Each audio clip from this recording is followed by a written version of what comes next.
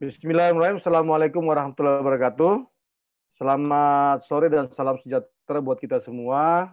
Para narasumber yang saya hormati di sini ada Pak Jimmy Hantu, ya, biasa dipanggil Gus Jim, seorang inovator petani Indonesia.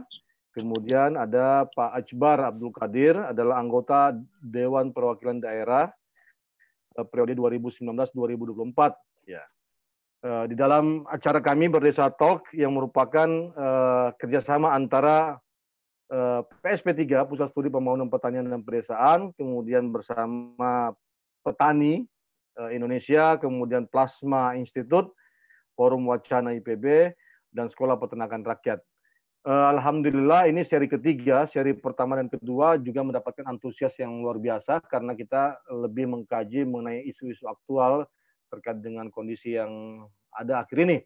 Nah sekarang seri ketiga ini banyak permintaan untuk mengkaji mengenai social immunity, ya. Jadi imunitas sosial, kekebalan sosial atau daya tahan sosial, terutama terkait dengan soal pangan dan desa. Mengapa kita angkat soal pangan dan desa? PSP3 bersama teman-teman Plasma Institute, kemudian Petani Indonesia, melakukan diskusi yang panjang melalui tentunya media sosial, kemudian Zoom, memperlihatkan bahwa ada gejala yang sangat menarik hari ini, bahwa langsiran pemerintah, kondisi keamanan pangan kita relatif dianggap aman selama 2-3 bulan ke depan. Kemudian juga situasi distribusi bantuan untuk pencegahan wabah yang terpapar COVID-19 juga dianggap aman. Tetapi kenyataan dan realitasnya ini menjadi suatu problem tersendiri, di mana kita sudah mendengarkan beberapa informasi bahwa ada penduduk yang wilayah merah terpapar akibat bukan lagi akibat COVID, tetapi ya akibat pangan, ya, ketidakmampuan untuk membeli bahan makanan, yang kemudian ada beberapa informasi juga kita sempat viral dan mengetahui ada yang sempat meninggal, kemudian ada juga beberapa desa yang kemudian tidak mampu lagi memproduksi pangannya, lalu kemudian menunggu dari supply desa-desa tetangga dan seterusnya. Ini sangat resisten dan sangat membuat kita menjadi pertanyaan penting, mengapa hal demikian negara agras ini terjadi di tengah situasi dan wabah yang sangat memperhatikan ini. Yang kedua, hal yang menarik juga adalah ketika kita coba menyimak bagaimana bantuan langsung tunai, ya, BLT, khusus dana desa terkait dengan data penerima bantuan yang mengalami konflik sosial, konflik horizontal antar sesama warga. Ada yang tidak terdata, ada yang sudah terdata, tapi kemudian status ekonominya dianggap sudah melewati garis kemiskinan dan seterusnya. Bahkan yang terjadi adalah ada beberapa kepala daerah mengamuk, tanda kutip, kemudian menyalahkan bahwa mengapa pemerintah begitu cepat untuk kemudian memberikan informasi terkait dengan data yang harus disepakati secara bersama-sama. Begitu juga beberapa kepala desa, saya kira sudah menyebar, ada di Jawa, ada di Sumatera, ada di Sulawesi, yang melakukan penolakan terkait dengan bantuan langsung tunai, khususnya dari dana desa. Nah, ini persoalan-persoalan yang saya kira yang akan hadir di tengah-tengah kita, karena mau tidak mau wabah COVID-19 ini tidak hanya menjadi persoalan di sisi teknis kesehatan, tetapi juga sudah masuk ke teknis pangan dan persoalan sosial. Nah, social immunity kita dicoba, ya, diuji. Ya, kalau kita mencari terminologi imunitas sosial, berarti kekebalan sosial kita lagi diuji. Nah, yang menariknya adalah saya akan menyampaikan satu data yang kemudian diberikan warning oleh FAO, Lembaga Pangan Dunia, menyatakan bahwa memberikan warning bahwa bahaya dari COVID-19 ini selain aspek kesehatan adalah krisis pangan. Dan ini sudah terlihat beberapa negara-negara yang juga terkena wabah COVID melakukan protek terhadap bahan pangannya. Vietnam tidak mau lagi mengekspor pangannya, Thailand pun demikian. Dan juga yang kemudian menariknya dari World Food Program, ya, World Food Program mengatakan bahwa kurang lebih 276 juta jiwa akan mengalami ancaman kelaparan seluruh dunia. Ya. Ini angka yang saya pikir angka yang luar biasa juga, ya. Kalau sudah terjadi kelaparan, kampung tengah terganggu, maka yang akan berdampak dan berefek adalah stabilitas nasional. Dan ini akan berbahaya. Nah, kita sudah melihat bagaimana kepala-kepala daerah sudah mulai berani, tanda kutip, untuk mengungkapkan pandangan dan sikapnya. Kepala-kepala desa juga menolak. Nah, ini aspek-aspek yang perlu diperhatikan terkait dengan social immunity kita. Nah, di tengah-tengah kita di Zoom di room Zoom ini sudah hadir dua pembicara, ya. Saya sering memanggil namanya Gus Jimmy, ya, dikenal dengan Jimmy Hantu. Beliau ini adalah inovator pertanian, ya. Saya yakin kalau Anda pernah ke rumahnya, di situ surga kedua, pangan serba ada, ya. Sebelum wabah COVID ini masuk ke Indonesia, ke Cina, beliau sudah memprediksi hati-hati dengan persoalan pangan. Jadi kita akan mendengarkan komentar atau pandangan beliau tentang bagaimana situasi pangan Indonesia, kemudian apa yang harus dilakukan langkah-langkah untuk mengantisipasi agar stabilitas tetap terjaga. Yang kedua, kita punya teman yang saya kira juga punya jiwa luar biasa, mudah memperjuangkan desa, adalah Pak Ajbar Abdul Qadir. Beliau adalah anggota Dewan Perwakilan Daerah periode 2019-2024. Selamat datang Pak Ajbar. Akan banyak kemudian bercerita tentang bagaimana konteks desanya, saya kira, terutama di daerah, dan apa konklusi-konklusi yang harus diambil agar kemudian bisa menyelamatkan desa, terutama juga terkait dengan pangannya, karena kita tahu bahwa Indonesia adalah negara agromaritim, kaya dengan pangan dan sektor pertaniannya. Jadi saya kira bagaimana situasi lokalitas sekarang dan kemudian bagaimana upaya-upaya untuk dilakukan dan apa yang perlu kita perbuat secara bersama-sama. Dua narasumber kita ini hanya mengantarkan sebagai pemantik, dan saya kira ini sangat tergantung dari respon dan masukan dari para audiens Desa Talks, ya. Kami berharap banyak pertanyaan dan banyak informasi-informasi juga yang disampaikan di daerahnya masing-masing. Saya akan memberikan pemantik ini masing-masing kepada narasumber saya adalah 15 menit.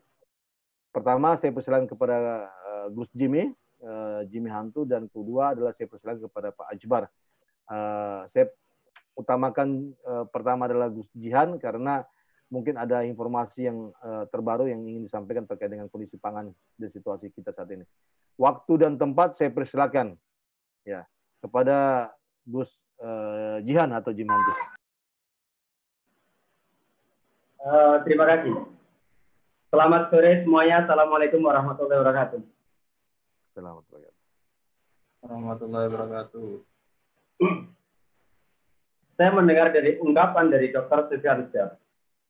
Saya merasa prihatin sekali. Justru ketika keprihatinan saya itu bukan kepada diri kami dan kepada kelompok kami atau kepada tim kami.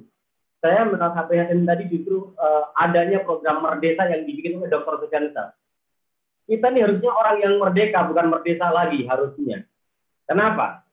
Indonesia ini kurang apa yang tidak ada? Indonesia ini gudangnya pangan. Kalau sampai ada bahasa kekurangan pangan, ini Indonesia belum merdeka dari kepatihan pangannya. Mengapa demikian? Indonesia negara yang tropis dan setiap tempat, setiap sudutnya pun semua di sana menjadikan sesuatu hal yang berarti untuk pangan. Tidak ada satu jengkal tanah pun yang nggak bisa untuk menanam, dan tidak ada satu jengkal tanah pun yang tidak bisa menghasilkan pangan. Bahkan pangan Indonesia ini saat ini, dalam kondisi seperti ini, kami sudah membuktikan banyak hal. Tidak ada satu pun daun dan ranting yang nggak bisa dijadikan pangan. Karena selama ini mengapa petani tidak mau menanam dan tetap kembali? Karena kalau kita contohkan, seorang petani padi kalau hanya ngejar padinya saja, kalau hanya ngejar berasnya saja, maka dia akan miskin selamanya. Kalau seorang petani bayam, kalau dia hanya yang mana ngejar tanam bayam saja, tidak pernah berbicara yang mana pasca panennya, dia pun akan miskin sampai kapanpun. Dia hanya sanggup makan, tapi nggak sanggup beli rumah. Dia hanya sanggup makan, tapi nggak sanggup membeli mobil, dan lain sebagainya. Kalau kita contohkan, seandainya kita yang mana punya konsep seperti ini, agar kita benar-benar orang yang merdeka, dan nanti pangan ini akan bisa terlampaui, dan kita benar-benar pangannya akan benar-benar kita kuasai, atau kita tidak akan merasa kekeringan dan kekurangan pangan. Dengan cara, ketika orang tanam padi, jangan hanya mikir berasnya atau gabahnya saja. Berpikir bagaimana kita mengajarkan menjadi susu bekatul. Bagaimana kita mengajarkan sampo merang. Bagaimana kita mengajarkan yang mana di sana jerami bisa jadi jamur merang. Bagaimana kita mengajarkan lagi energi tanah, mengembalikan daun kepada tanahnya. Jadi kita nggak perlu kita repot-repot kembali. Sementara dalam hal ini, saya berharap sama tim yang dibentuk oleh Dr. Sukarisat, tim Merdeka ini, benar-benar merdekakan. Bagaimana cara menghadapi ke depan lagi? Jangan pernah ada satu jengkal tanah pun tidak ditanamin. Jika sawi itu harganya murah di pasar bebas, maka jadikan sawi tersebut menjadi sawi madu.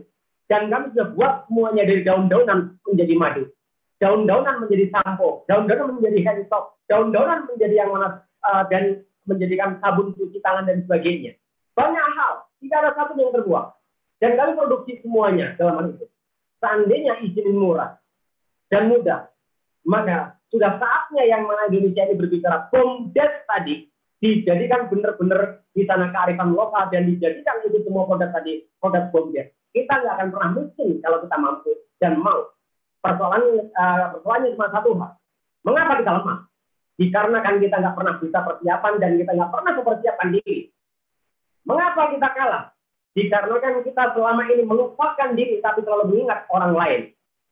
Ketika Vietnam bisa mau ekspor kepada kita hanya mikir dia, tidak pernah memikir diri kita sendiri. Terima kasih dan selamat sore semuanya. Saya berharap siapa tahu teman-teman semua bisa bermain di tempatnya Jimmy Hantu, dan di sini dikatakan kalau contoh masuk di Quran Al-Jazair, jauhlah bidaulah negara dalam negara, bukan berarti kita orang teroris, tapi kita selalu yang menasihati merdeka dalam pangan, memerdekakan pangan pada orang lain, minimal pada kelompok saya. Pesantren kami gratis total. Terima kasih. Baik, terima kasih Gus Jihan, Gus Jimmy Hantu. Gus Jimmy itu memang provokatif ya. Dia selalu kemudian memprovokasi kita dengan bahasa-bahasa ya sesuai dengan habitusnya sebagai seorang inovator. Jadi kalau teman-teman ke markasnya Gus Jimmy Hantu, maka Anda melihat negara di dalam negara. Jadi hidup dengan ketahanan yang luar biasa. Maka kemudian saya berpikir ketika pandemi COVID ini menghantam atau mengingatkan kita tentang krisis pangan, sebenarnya yang paling merdeka ini Gus Jimmy ya. Paling merdeka, artinya dia mampu memproduksi apapun dengan kekuatan yang ada di dalam inovasi-inovasi pertanian dia. Ada catatan yang menarik saya kira yang perlu kita ingat dari ungkapan atau penyampaian dari Gus Jimmy Hantu bahwa seharusnya kita malu dan terlambat ya. Malu dan terlambat. Mengapa malu dan terlambat? Karena situasi krisis pangan akibat COVID-19 ini tidak akan mungkin terjadi kalau kita memang dari dulu memperhatikan pangan kita. Saya juga selaku sosiolog pedesaan mencatat ya 73,14% ya adalah desa-desa yang livelihood atau pola nafkah masyarakatnya bergantung pada sektor pertanian. Artinya setiap hari rumah tangga petaninya adalah bekerja di sektor pertanian. Pesisir sekitar 15,12%. Artinya potensi ini luar biasa. Cuman menjadi pertanyaan besar adalah mengapa kita kemudian selalu menjadi negara pengimpor pangan. Nah, ada diskusi juga pada room Zoom juga ya seperti yang kita lakukan hari ini mengatakan ya ini karena kita tidak pernah lepas dari rezim perdagangan. Rezim perdagangan adalah rezim yang kemudian mengutamakan motif ekonomi ya, motif ekonomi untuk mencapai keuntungan, dan ini juga tidak akan merembes kepada perubahan struktur pada lapisan sosial di bawah. Nah, seharusnya kita sadar bahwa yang harus didorong adalah rezim produksi. Ya. Rezim produksi. Mengapa rezim produksi? Karena kekayaan kita yang kita lihat sekarang di desa dan potensi pertanian kita di desa luar biasa, sehingga kita seharusnya mampu memproduksi. Gus Jimmy mengingatkan kita lemah, ya, tidak pernah memikirkan bagaimana sejengkal tanah itu diproduksikan, ya, ditanamin apapun. Gus Jimmy tadi mengingatkan bahwa apapun sebenarnya yang kita tanam itu kemudian akan tumbuh di negara yang sangat subur ini. Artinya apa? Artinya yang ingin disampaikan oleh Gus Jimmy adalah kita tidak akan mungkin, ya, krisis sebenarnya kalau kita kemudian mengantisipasi sejak awal, dan ini sudah dibuktikan oleh Gus Jim di markas beliau. Baik, ini pemantik saja saya kira. Nanti kita akan diskusi panjang dengan Gus Jimmy. Narsum saya kedua adalah Pak Ajbar Abdul Qadir. Beliau adalah sekarang anggota Dewan Perwakilan Daerah RI. Sedikit banyak nanti akan mengupas bagaimana keterkaitan antara desa, pangan, pertanian, dan bagaimana langkah-langkah yang perlu dilakukan oleh pemerintah untuk mempertahankan agar ketahanan sosial kita, kekebalan sosial kita ini tidak runtuh. Jangan lagi kemudian masuk dan mengakibatkan pertikaian-pertikaian yang sebenarnya tidak boleh terjadi di negeri ini. Waktu dan tempat saya persilakan Pak Ajbar. Silakan Pak. Terima kasih Pak Dokter. Assalamualaikum warahmatullahi wabarakatuh. Selamat sore, salam sejahtera bagi kita semua. Tentu di kesempatan ini saya ingin mengucapkan selamat menunaikan ibadah puasa Ramadan bagi yang melaksanakannya. Dan selamat sore sekali lagi untuk kita semua. Yang saya hormati Pak Jimmy, Pak Dr. Sopyan, teman-teman semua, Bapak Ibu sekalian. Tadi Pak Sopyan sudah memperkenalkan nama saya. Hari ini sesungguhnya ini hanya bagian diskusi. Sesungguhnya kami bukan pemateri, tetapi pengantar diskusi saja kita pada sore hari ini tentang bagaimana pangan dan desa kita di tengah pandemi COVID-19 ini. Dan hal-hal yang saya juga akan sampaikan adalah hal-hal yang juga tidak bersifat baru, tetapi hasil diskusi banyak dengan Pak Dr. Sopyan. Saya kenal beliau beberapa bulan terakhir dan intens membangun komunikasi, terutama dalam konsistensi kita membangun desa yang Pak Jimmy tadi menyampaikan bahwa bukan lagi harusnya kita berdesa, tetapi sudah harus merdeka. Ini pengantar yang luar biasa bagi saya. Nah, bagi saya sesungguhnya menuju ke hal yang merdeka, dari merdesa ke merdeka Pak Jimmy, kita hanya membutuhkan satu kemauan dan kekuatan konsolidator. Kekuatan dan kemauan konsolidator. Dan tentu kekuatan dan yang punya kemampuan mengkonsolidasi itu adalah pemerintah tentunya. Nah, memulai diskusi ini izinkan saya akan banyak mengutip pikiran-pikiran Pak Dr. Sopyan dari hasil diskusi kita, dan saya tidak akan lama karena di sini pas 30 menit akan buka puasa. Saya hanya akan tetap akan mengikuti. Pak Dokter, izinkan saya beberapa tulisan, saya sependapat bahwa perlahan desa yang merupakan entitas sosial ekonomi itu yang akan merasakan dampak besar terhadap penyebaran virus COVID-19 ini. Kelihatan memang awalnya kita akan mendapati di perkotaan, tetapi di akhir, di pertengahan dan di akhir penyebaran COVID-19 ini kita akan mendapati penyebaran yang begitu besar di ruang-ruang pedesaan kita. Kenapa demikian? Sebab satu, Pak Sopyan juga pernah menyampaikan, problem terbesar kita hari ini adalah kantong-kantong kemiskinan kita itu ada di pedesaan. Karena dia ada di pedesaan, maka untuk bertahan hidup, maka hampir dipastikan mereka akan keluar rumah untuk menjaga kelangsungan kehidupan mereka. Dan secara otomatis ini Pak Jimmy akan berinteraksi dengan banyak orang di luar sana. Lalu yang ketiga problemnya adalah desa akan menjadi pusat migrasi orang. yang selama ini orang desa banyak bekerja di perkotaan menjadi tenaga atau buruh lepas, yang karena kebijakan harus di rumah, kemudian menjaga jarak, maka akan banyak tempat-tempat usaha atau pekerjaan bagi mereka-mereka ini yang mau tidak mau memaksakan untuk melakukan migrasi dari kota tempat mereka bekerja ke desanya. Saya pikir di tempat ini kita tidak usah bicara konsep yang mana dibilang mudik dan mana yang dibilang pulang kampung menurut Pak Jokowi Presiden kita.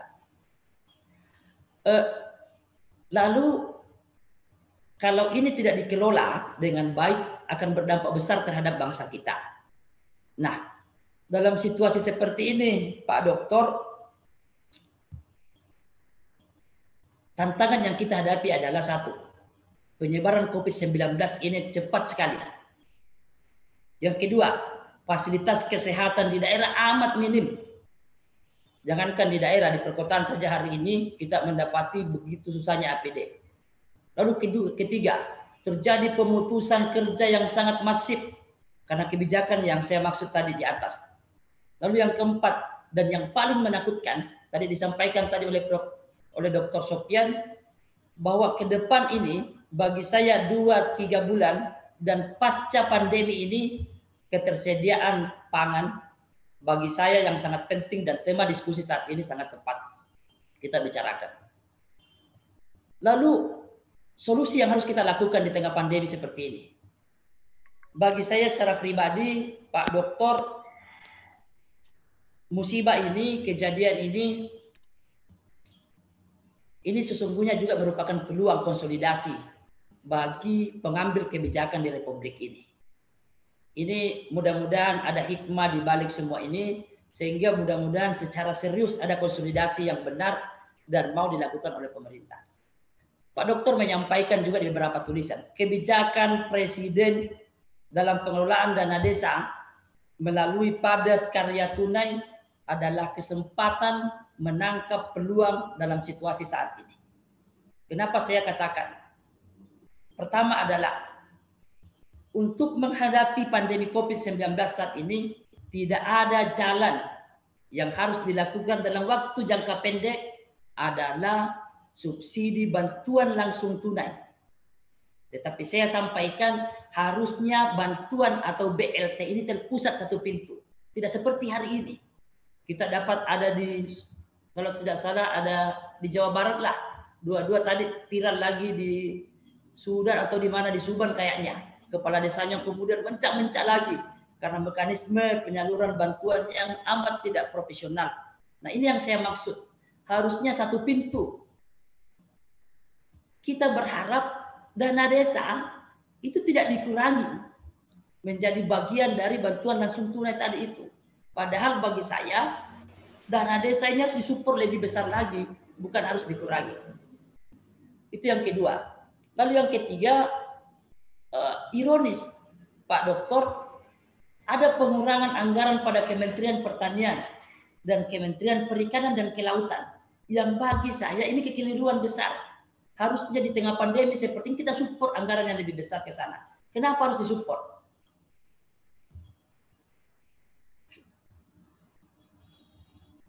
Saya menyampaikan kenapa harus, karena bagi saya dalam kondisi seperti ini bertahan hidup saja ini kita sudah syukur.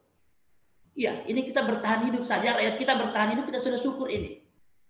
Apatah lagi dalam kondisi seperti ini ada yang mau untung dalam situasi pandemi seperti ini. Nah, apa peluang yang bisa kita tangkap itu?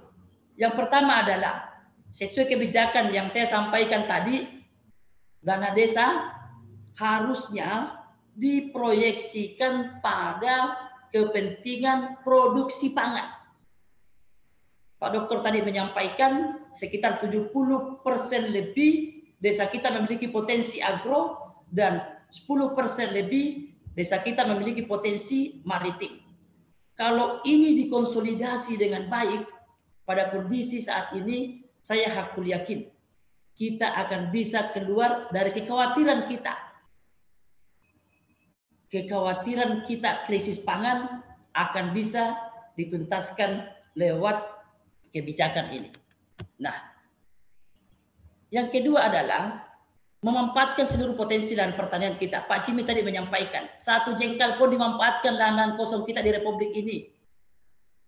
Nah, yang ketiga, tadi saya menyampaikan di awal, saya keliru kebijakan pemerintah melakukan pengurangan anggaran pada Kementerian Pertanian. Harusnya disupport Kementerian Pertanian, Dinas Pertanian Provinsi, Dinas Pertanian Kabupaten dalam rangka penguatan produksi pangan kita, maka kementerian dan dinas-dinas terkait itu diberi tugas menyiapkan sarana dan prasarana pertanian seperti bibit, pupuk untuk didistribusikan kepada petani kita dalam posisi pandemi COVID-19 ini. Lalu dana desa dimanfaatkan apa? Dana desa ini bagi saya dimanfaatkan menjadi support insentif terhadap masyarakat kita yang akan bekerja dan kita arahkan untuk memproduksi pangan secara masif. Mulai dari pengolahan lahan, penanaman, pemeliharaan tanaman, sampai pada pemanenan. Dana desa dimanfaatkan secara full untuk insentif bagi tenaga kerja kita. Boleh jadi ada buruh tani kita yang sudah ada di desa, dikonsolidasi dengan baik mereka. Kedua, ada tambahan pengangguran kita yang tadi saya sebut migrasi dari kota karena sudah tidak memiliki lapangan pekerjaan di kota, melakukan migrasi ke desa. Nah, seluruh dana desa untuk 1 tahun ini dimanfaatkan untuk insentif bagi produksi pangan kita. Kalau ini dilakukan, Pak Dokter, saya tidak bayangkan di tengah pandemi seperti ini kita boleh jadi akan surplus pangan dan saudara-saudara kita yang di desa yang tidak memiliki pekerjaan akan mendapatkan pekerjaan yang walaupun dana insentif dari padat karya tunai tadi tidak akan mampu meningkatkan taraf hidup, tetapi minimal mampu bertahan hidup di tengah pandemi seperti ini. Kalau ini dilakukan, saya hakul yakin kita akan bisa keluar dari ancaman krisis pangan ke depannya.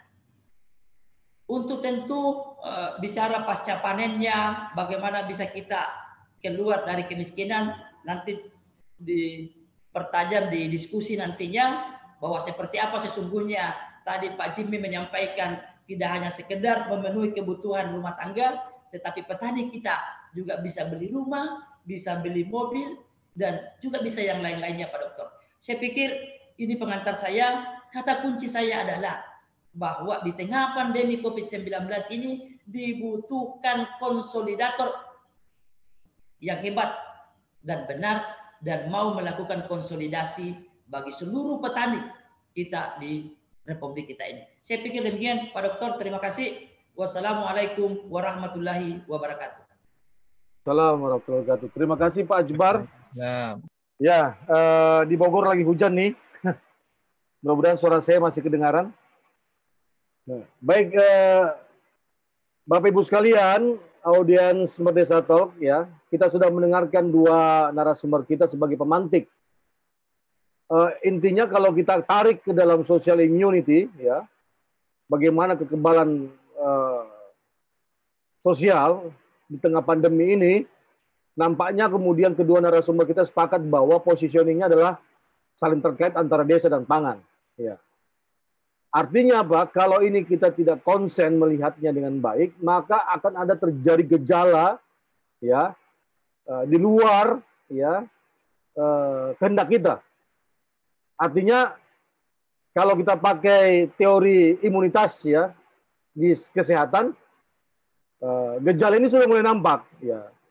Artinya stabilitas nasional di tingkat bawah ini, ya, ini mulai terganggu, ya, mulai terganggu.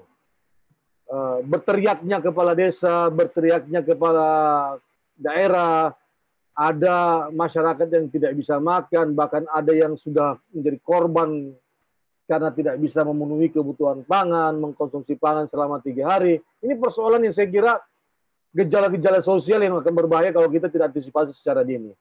Untuk itu, tadi Pak Ajbar mengatakan bahwa tugas terberat kita atau satu-satunya cara untuk kemudian melakukan semua ini agar kita survive di tengah pandemi adalah konsolidasi. Dan kekuatan konsolidasi itu adalah ada di pemerintah. Nah, saya kira ini menarik ya yang disampaikan oleh Pak Ajbar bahwa konsolidasi menjadi kekuatan utama. Nah, pemantik ini saya kira akan memberikan sesuatu respon dari para audiens pada saat talk seri 3 ini, dan kita masih punya banyak waktu ya bagi teman-teman yang di Indonesia bagian barat ya, kurang lebih sekitar 40 menit ke depan kita masih punya waktu untuk berdiskusi, dan teman-teman di Indonesia bagian tengah dan timur ini sebentar lagi saatnya berbuka puasa. Tetapi saya kira sambil berbuka, sambil mendengarkan Barista Talk akan memberikan pencerdasan bagi kita untuk bagaimana mengambil langkah-langkah konsolidasi dan solidaritas. Baik, saya persilakan kalau ada ingin berkomentar, memberikan respon dan tanggapan, silakan ajukan tangan. Ya, atau kemudian saya Pak. Satu Ibu Arniawati, kemudian kedua siapa lagi? Prima Gandhi. Prima Gandhi, oke. Kemudian Syukur, Abdul Karim, Pak Syukur. Oke, 4 dulu ya. Ya. Ibu Arniawati, Prima Gandhi, Abdul Karim, dan Pak Syukur. Saya persilakan. Ya, terima kasih. Assalamualaikum warahmatullahi wabarakatuh. Selamat Waalaikumsalam. Puasa. Ya. Saya sangat tertarik dengan ini yang tadi di zaman apa yang saat ini pandemik. Jadi kita pangan nanti akan menjadi hal yang paling penting. Nah, untuk mengatasi ini, nah yang permasalahannya di lapangan adalah saat ini itu belum semua mampu memetakan sumber daya yang bisa dimanfaatkan. Nah, ini kita masih tergantung dari luar. Jadi ada beberapa daerah yang masih sangat tergantung dari daerah luar. Padahal mereka bisa jadi mempunyai potensi sumber daya, tetapi itu belum dipetakan. Yang mana yang menjadi penting dan bisa diangkat. Nah, ini mungkin harus ada. Nah, ini kan tadi dibilang bahwa pemerintah itu paling mempunyai peranan yang penting. Bagaimana bisa mendorong kepala-kepala desa atau ya sekarang kan ada yang pendamping masyarakat. Nah, ini yang harus sebenarnya di-push, ditekan bagaimana mendorong mereka untuk bisa mampu memetakan potensi itu. Nah, ini selain itu juga ini yang terkait dengan mungkin permasalahan-permasalahan yang sudah lalu, jadi terkait dengan pemasaran. Ketika sumber daya itu sudah mulai muncul, masyarakat sudah mulai punya niat, tetapi pasar kita terkendala dengan pasar. Jadi lembaga-lembaga ini yang belum mampu mendukung masyarakat sehingga itu kemudian nilainya jadi jatuh. Jadi itu menjadi presisi buruk bagi pemerintah sebenarnya. Jadi ketidakmampuan dia mengatasi ini ya. Itu saja mungkin bagaimana memetakan ini sebenarnya. Nah, ini yang universitas sebagai lembaga pendidikan yang harus mendorong ini supaya bisa apa yang bisa diberdayakan dari masyarakat supaya kita tidak terlalu tergantung dari luar. Ya, itu saya, terima kasih. Oke, terima kasih Ibu Arniawati. Selanjutnya Bung Prima Gandhi, saya persilakan. Oke, bismillahirrahmanirrahim. Assalamualaikum warahmatullahi wabarakatuh. Assalamualaikum warahmatullahi wabarakatuh. Ya, saya sedikit ingin menanggapi tadi ya. Saya mendengar perkataan dari Bung Jimmy Hantu itu seperti Soekarno sedang berpidato itu. Waduh. Luar biasa. Oke, jadi kita ketahui ya, sekarang kalau menurut saya ingin memberikan harapan menyampaikan di sini ada Bapak DPD juga gitu, Pak Moderator. Seharusnya dalam kondisi seperti ini ya, pemerintah itu tidak membuat gaduh ya. Kemarin kita tahu ketika Presiden mengatakan kita kekurangan pangan, langsung beberapa harga hari ini menanjak naik gitu. Ya ini bisa diduga mungkin ketika itu disebabkan karena ada juga mungkin beberapa orang yang tadi yang seperti dikatakan oleh Bapak dari DPD tadi mencoba mencari keuntungan ekonomi gitu, Pak. Nah, padahal kita tahu bersama ya kalau kita inginnya kita bisa mandiri pangan ya. Tadi Bapak Sofyan juga sudah mengatakan bahwasannya ini lagi-lagi terkait perbedaan pandangan antara rezim perdagangan dan rezim pertanian yang berbasisnya produksi. Nah, kalau kita lihat hari ini kita memperdebatkan itu mungkin tidak ada gunanya gitu ya, karena kita sekarang sedang saatnya bagaimana memenuhi ketahanan pangan masyarakat. Nah, hemat saya pemerintah ini harus bisa jangan membuat gaduh lah. Misalnya pun ada kekurangan pangan tidak disebarluaskan, dibuat statement secara resmi gitu. Ya mungkin bisa dikerjakan yang membuat orang tambah berspekulasi gitu. Itu yang pertama. Nah, yang kedua, Bung Andi, suaranya Bung Andi. Kita harus di pangan pai terdengar Oke, ke desa-desa juga gitu ya, karena kita tahu desa juga bukan hanya sebagai produksi ya, tetap sebagai sumber produksi, tapi juga sekarang sudah menjadi sumber konsumsi gitu.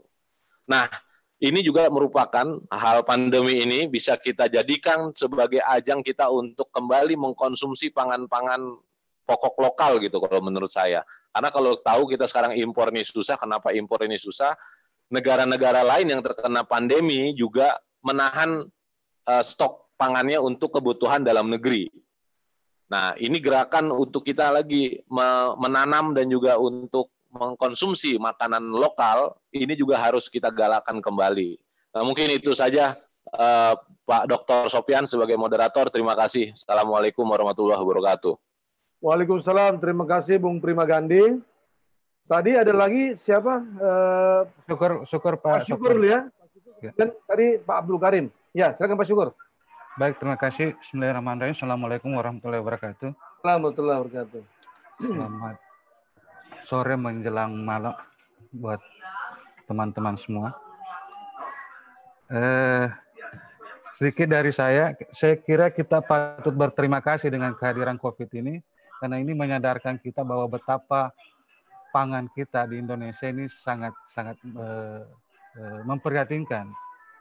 Di tengah gegap gempita kita sebagai negara pertanian, ternyata ancaman ketahanan pangan kita sangat rapuh. Itu bisa tergambar dari pernyataan yang bawahnya Presiden sangat optimis, sekarang mulai sangat pesimis dengan ketahanan pangan kita. Nah, apa yang perlu kita lakukan? Saya kira perlu kita melakukan apa yang disebut dengan pertanian presisi. Kita harus memetakan aktivitas pertanian dari hulu ke hilir. Kita harus memahami pertanian secara holistik. Seperti apa yang dilakukan oleh Gus Jimmy tadi, itu sebenarnya dia memahami aktivitas pertanian itu sebagai sebuah kegiatan holistik. Tidak mungkin katanya orang bisa kaya dengan seorang petani yang hanya bisa menikmati gabahnya saja atau berasnya saja. Dia harus kreatif membuat inovasi-inovasi yang lain. Nah, harus terpetakan bahwa di wilayah-wilayah apa cocoknya ditanam apa. Dan iklimnya seperti apa itu harus terpetakan melalui pertanian presisi itu. Dan bukan sekedar juga kita hanya menggenjot produksi pertanian kita, tapi kita harus juga tetap memperhatikan pertanian berkelanjutan itu, keseimbangan antara ekonomi, ekologi dan sosialnya.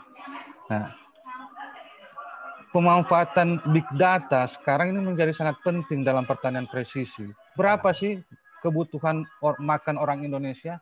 Dan berapa kebutuhan beras yang harus kita siapkan untuk mencukupi itu.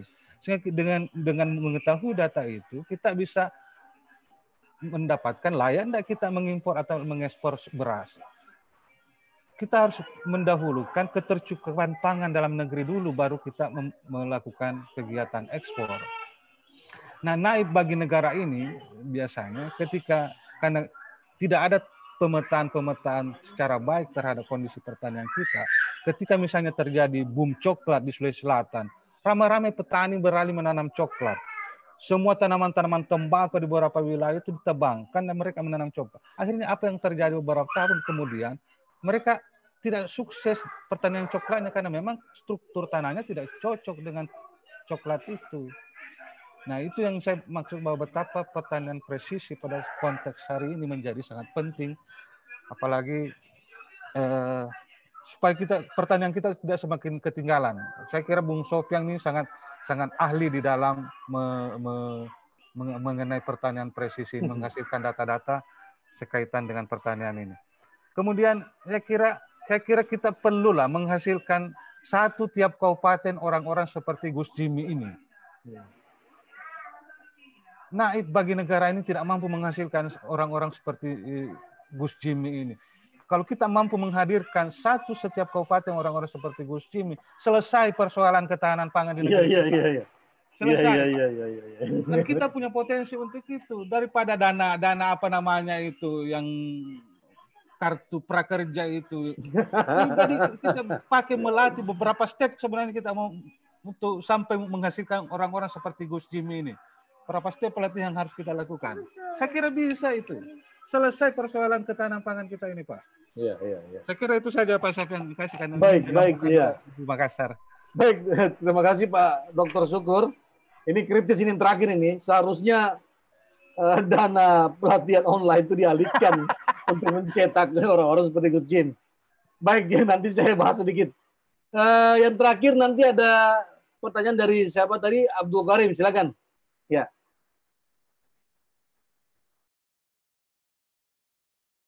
Silakan Abdul Karim. Ya. Ya, Terima kasih Pak Dr. Sufyan atas kesempatan yang diberikan. Siapkan. Assalamualaikum warahmatullahi wabarakatuh. Khususnya kepada kedua pemateri seperti dari Pak Jimmy dan kemudian Pak Ajbar. Saya kira apa yang disampaikan oleh Pak Jimmy tadi itu adalah suatu hal yang cukup objektif, yang tentunya kalau misalnya kita melihat dalam konteks keindonesiaan kita itu sangat luar biasa karena kita masuk dalam kategori negara sektor pertanian. Nah, ini mungkin yang perlu, yang harus lebih ditingkatkan, diproaktifkan, digalakkan pada sebuah lapisan kalangan masyarakat yang ada di seluruh Indonesia. Nah, kemudian yang selanjutnya saya menanggapi apa yang disampaikan oleh Pak Ajbar. Saya sepakat itu Pak, bahwa mestinya sekarang ini yang harus dilakukan oleh pemerintah adalah bagaimana kemudian seluruh bantuan itu berpusat pada satu pintu. Sehingga kemudian kalau misalnya terpusat pada satu pintu, secara database tadi seperti apa yang disampaikan oleh Bapak Ibu yang menjadi penanya sebelum kami, itu yang kemudian bisa dilakukan sebuah pemetaan oleh pemerintah. Dalam hal ini, pemerintah itu betul-betul bisa membuatkan satu narasi gagasan bahwa seperti ini yang mesti harus disampaikan, yang mesti harus diberikan kepada seluruh stakeholder masyarakat yang ada di bawah, khususnya kepada masyarakat yang masuk dalam kategori masyarakat miskin. Nah, sampai hari ini yang muncul adalah kehadiran bantuan ini memunculkan berbagai macam polemik bagi seluruh masyarakat, bukan ada yang merasa ataukah yang memang betul-betul berhak untuk menerima, akan tetapi hampir semua orang mengatakan bahwa kami pun hari ini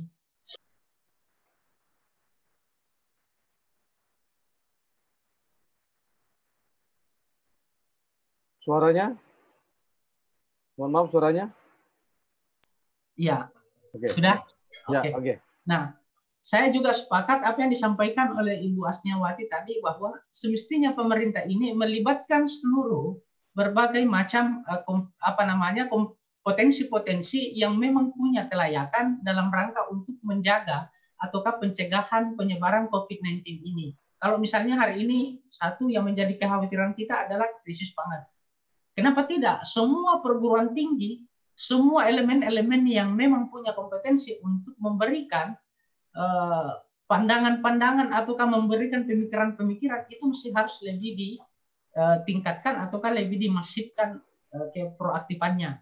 Nah, tentu hal-hal yang seperti ini karena tidak cukup saja kita hanya menjadi sebagai sebuah bahan diskusi. Nah, kebetulan ada Pak Ajbar ini, ya saya minta rekomendasinya, saya minta untuk dijadikan sebagai sebuah rekomendasi bahwa keterlibatan perguruan tinggi dalam hal ini, apapun itu, kalau misalnya melihat hari ini 405,1 triliun yang terbagi pada 4 sektor tadi itu, dari 4 sektor tadi, 4 bidang itu tadi, yang ada adalah satu adalah pemulihan bidang ekonomi yang nominalnya kalau saya tidak salah itu sekitar 150 triliun itu mesti harus jelas pengalokasiannya kemana, sehingga anggaran yang 405,1 triliun ini betul-betul tepat sasaran dan tidak ada lagi penyelewengan yang ada hari ini. Saya kira demikian. Baik. Pak Dr. Sofyan, terima kasih dan baik, terima kasih Bung Abdul Karim. 4 pertanyaan, nanti saya persilakan kepada para narasumber untuk meresponnya. Tetapi sebelum itu saya persilakan kepada teman-teman yang di wilayah Indonesia bagian tengah, ya. Iya. Atau Indonesia, silakan berbuka puasa kalau ingin berbuka puasa dulu. Selamat berbuka puasa, ya. Kami 1 jam lagi ke depan berbuka puasanya. Baik, monggo silakan. Sembari kita mendengarkan diskusi ini. Oke, ada yang ditekankan oleh Arniawati bahwa Ibu Arniawati menyampaikan bahwa kita tidak mampu melakukan suatu proses pemetaan tentang sumber daya kita, mana daerah yang potensi, mana daerah yang terpotensi. Saya pikir itu memang hal yang serupa terjadi, Bu Arniawati. Di desa-desa kita juga kita nggak mampu memetakan itu. Berapa sebenarnya lahan sawah, berapa lahan kebun campuran, berapa lahan palawija, hortikultur, berapa nilai ekonominya, sama sekali belum. Dan saya kira ini warning yang diingatkan oleh Pak Syukur tadi, Pak Dr. Syukur, bahwa seharusnya era 4.0 ini mensyaratkan kita untuk berpikir agriculture precision atau pertanian presisi. Nah, mengapa tidak kemudian itu dilakukan? Ya, tren itu sebenarnya sudah ada sehingga kita bisa menghasilkan big data yang luar biasa baik. Nah, di tengah kepanikan yang ada, Bung Gandhi mengingatkan sebaiknya pemerintah tidak membuat pengumuman. Tetapi kalau pemerintah tidak membuat pengumuman, apakah kemudian rakyat kemudian dielus-elus? Nah, ini pertanyaan kritisnya sebenarnya. Tetapi memang juga ada tepatnya ketika Bung Gandhi mengingatkan bahwa spekulan-spekulan pangan juga bermain ketika pemerintah mengatakan ada 9 bahan makanan pokok ya sudah mulai hilang di beberapa daerah. Ya. Nah, spekulan bermain, harga melonjak dan seterusnya. Nah, saya pikir memang tugas sejarah kita sebenarnya adalah itu diingatkan oleh Pak Syukur juga tadi bahwa persoalan rantai hulu hilirnya ini harus kemudian ditata dengan baik, kemudian dikondisikan dengan baik melalui satu bentuk pengorganisasian kalau bahasa Pak Akbar. Ya, pengorganisasian ini harus diperkuat dalam rangka untuk mendukung itu. Dan yang terpenting yang diingatkan oleh Pak Syukur adalah seharusnya satu kabupaten menciptakan orang seperti Gus Jimmy. Saya sepakat, Pak. Gus Jimmy ini sudah dengan pertanian yang ada di Nyalindung itu sudah mengumrohkan 700-an sekian orang gratis. Luar biasa. Luar biasa. Saya juga salah satu orang yang telah diumrohkan itu, Pak. Jadi dengan pertanian hanya bermain inovasi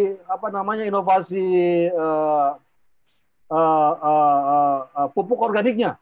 Belum lagi kemudian saya pikir kalau masalah produksi pangannya, beras, kemudian ubi cilembu dan sebagainya, itu hal yang kemudian beliau buang-buang aja sebenarnya. Tapi saya kira ini penting ingatan dari Pak Syukur bahwa orang seperti Gus Jimmy harus dicetak. Sekarang pertanyaannya adalah, mau nggak kita mencetak orang seperti Gus Jimmy dengan zero transaction? Saya kira saya pernah bekerja sama dengan Gus Jimmy dan semua pelatihan gratis. Ya, semua pelatihan gratis diberikan, didatangkan, dipulangkan pakai uang Gus Jimmy sendiri.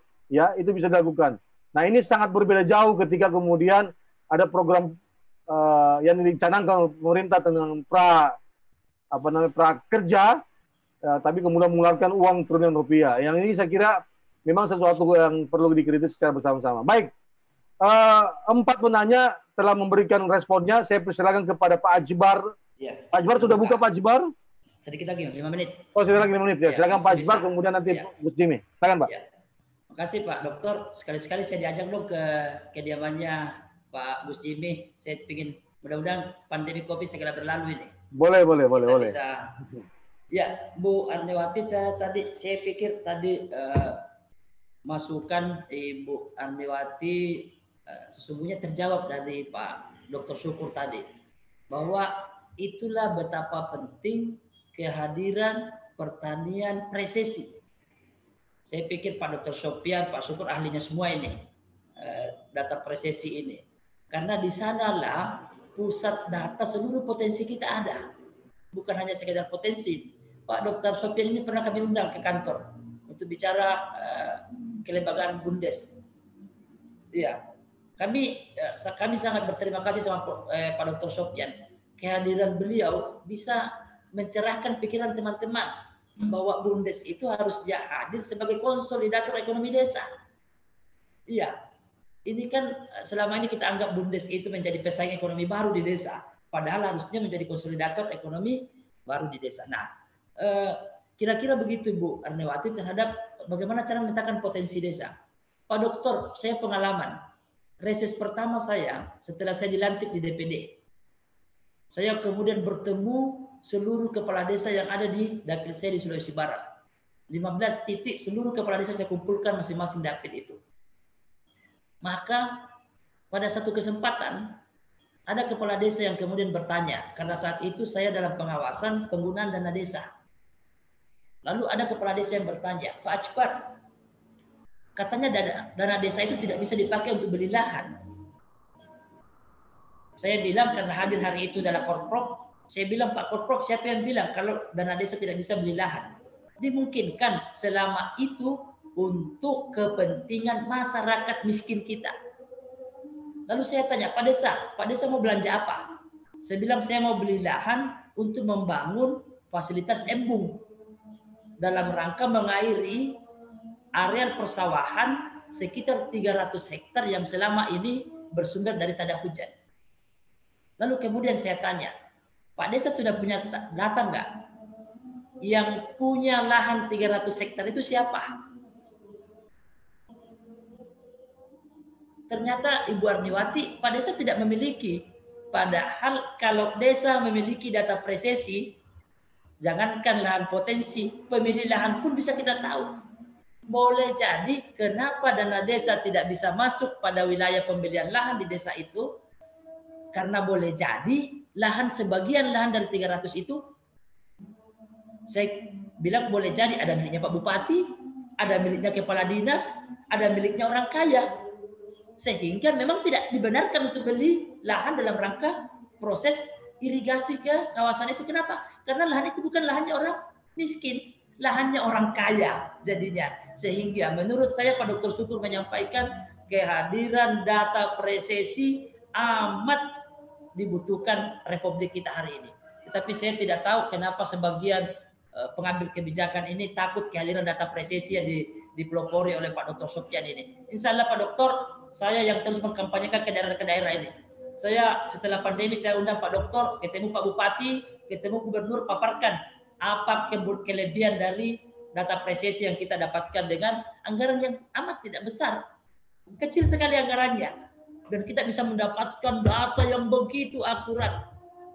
Ini luar biasa bagi saya, Pak Dokter. Saya pikir itu hal-hal yang menurut saya sudah terjawab oleh beberapa teman-teman.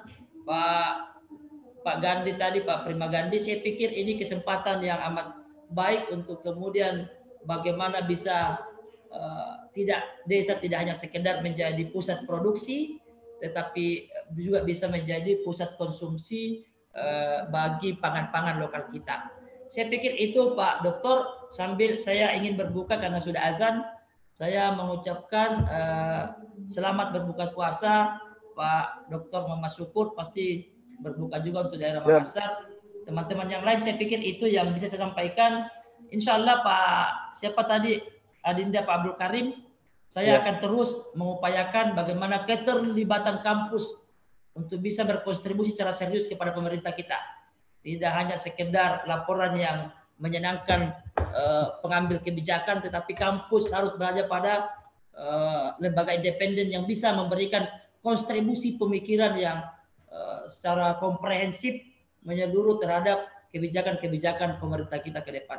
Saya pikir demikian Pak Dokter. Selamat berbuka puasa. Assalamualaikum warahmatullahi wabarakatuh. Waalaikumsalam. Terima kasih. Selamat berbuka Pak Jbar. Monggo Pak Jajur berbuka. Kami menanti 1 jam lagi ke depan ini. Baik, terima kasih Pak Jbar. Gus Jim gimana? Silakan. Pak Jbar masih di tempat juga kan? Masih mengikuti kan? Masih, oke. Silakan Gus Jim.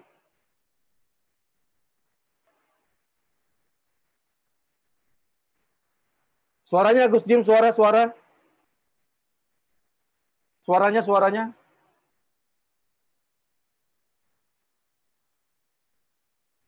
Host, suaranya Gus Jim, suaranya. Host, tolong unmute. Itu nggak di mute. Oke, sudah. Silakan, Gus. Oke, dengar ya? Ya. Oke. Terima kasih. Setelah saya mendengar dari teman-teman semuanya tadi, ternyata teman-teman tadi punya respon yang luar biasa. Bahkan saya sendiri juga sangat sedih, tapi sedih saya terutama pada Dr. Sofyansyah. Seorang penggagas yang membingungkan, tapi seorang penggagas juga yang harus dituntut untuk meneruskan dari gagasannya. Jangan sampai seorang penggagas ini yang mana hanya wacana, tapi bukan sebuah perencanaan. Saya berharap jadi sebuah perencanaan ke depan. Kalau tadi salah seorang anggota DPR, Pak Jabar menyampaikan tadi, bagaimana beliau akan mendorong dan selalu mendorong. Ini sangat luar biasa. Jangan hanya dorong jadi seorang petani saja. Dan jangan hanya dorong saja kampus itu menjadi orang yang hanya bisa mengkalkulasi tanah, mengkalkulasi orang, dan mengkalkulasi ilmunya saja. Tapi dorong menjadi action. Kalau hanya mengkalkulasi saja, semua orang mampu, tapi menjadikan action yang sangat berat. Maka harapan kami, action ini juga dikerjakan dengan baik. Kalau kita menghadapi ke depan saat ini dalam kondisi kita kemiskinan atau resesi nanti, jangan khawatir lagi.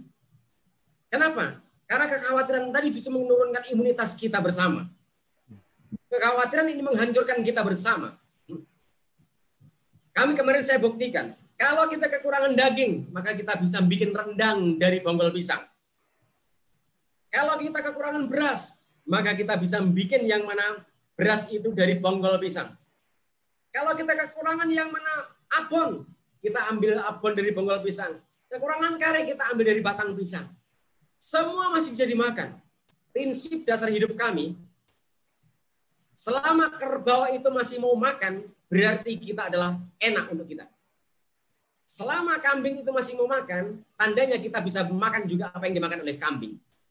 Tinggal bagaimana cara kita mengolah, tinggal bagaimana kita cara yang memberikan bumbu, dan bagaimana kita memberikan sajian. Dan semua itu kami siap buktikan. Jika perlu, apa perlu dengan live, saya buktikan kepada kalian semuanya. Apa perlu, saya buktikan live yang mana sampo dari bahan baku cuma dari kelopot. Sampo yang punya kadar zinc yang bagus itu dari batang mentimun. Sampo yang bagus, sabun yang bagus, sampai yang mana tusuk gigi aja sekalipun. Apa perlu live, kita live. Apalagi bikin hand sanitizer, hand soap, dan sebagainya. Di kebun kita banyak. Tinggal kita buat dikit tambahan bahan sabunnya. Apa? Anggaplah. Surfaktan kita pakai 1 kilo. Nanti jadi sabunnya bisa 5 kilo, 10 kilo. Warga kami kalau boleh saya menjual, saya jual semuanya. Cuma saya gratiskan saya yang selama ini. Free of charge. Atau mau memberikan yang pelajaran kayak se-Indonesia. Jika perlu sabun sampo yang ada di Indomaret tadi nggak usah laku dah. Buat pakai Blomdes. Jika perlu rendang, bakwan, dan sebagainya kita buatkan semuanya. Dan saya bisa buktikan dan saya bisa tularkan kepada siapapun. Sebelum saya meninggal pesan saya. Siapa yang mau menjadi pelanjut saya? Free of charge. Gratis. Terima kasih.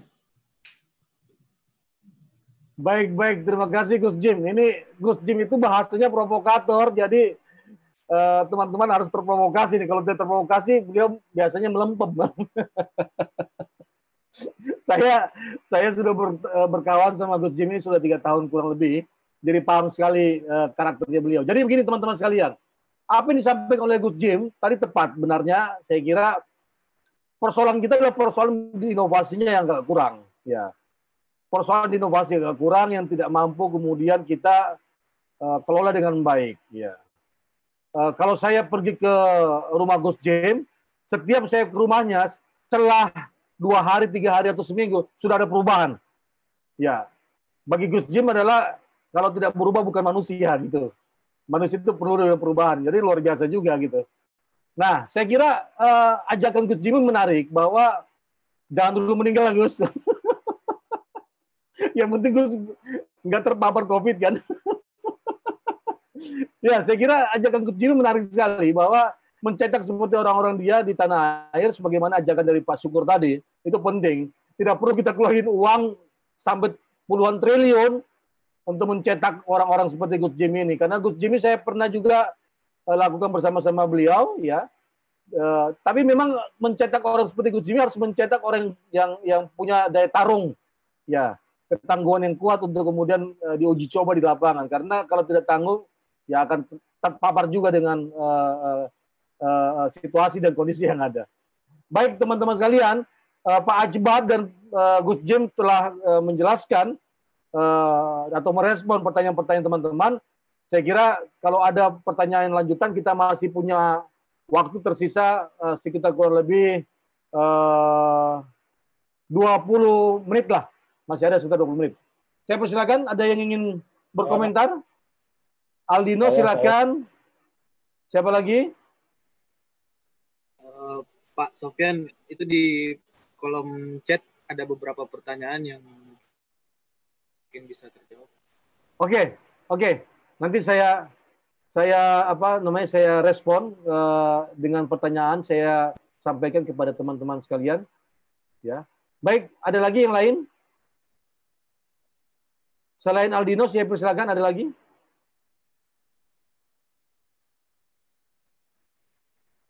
Oh, Mbak Ani. Oke, silakan Mbak Arniati. Ya, Mbak Ani silakan. Siapa lagi? Ada lagi? Tajudin Burhan ingin bertanya, silakan. Ini dari Sumedang ini. Oke, Tajudin Burhan 3, silakan satu lagi.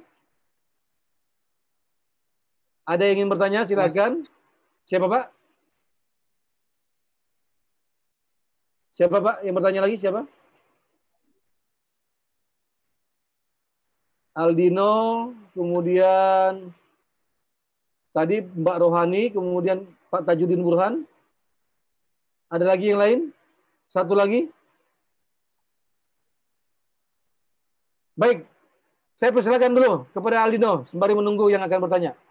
Ya, baik. Terima kasih Pak kesempatannya. Jadi jika tadi banyak menurut saya membahas tentang sesuatu yang akan kita lakukan jangka panjang, kalau saya lebih mengkhawatirkan apa yang terjadi saat ini. Jadi saat ini di tempat saya khususnya, sekarang kan banyak pasar yang tutup. Kemudian harga komoditas yang ditanam petani seperti sayuran dan lain-lain itu harganya anjlok, Pak. Nah, bahkan banyak yang tidak bisa menjual. Nah, pendapatan semakin minim, tetapi di sisi lain harga beras semakin meningkat sebagai kebutuhan pokok. Di sini sudah mulai meningkat, Pak. Kalau kemarin 9 ribuan, sekarang sudah masuk kepada 10.000 hingga 11.000 per kilo. Nah, sejalan dengan hal itu juga, kriminalitas juga meningkat di sini, Pak.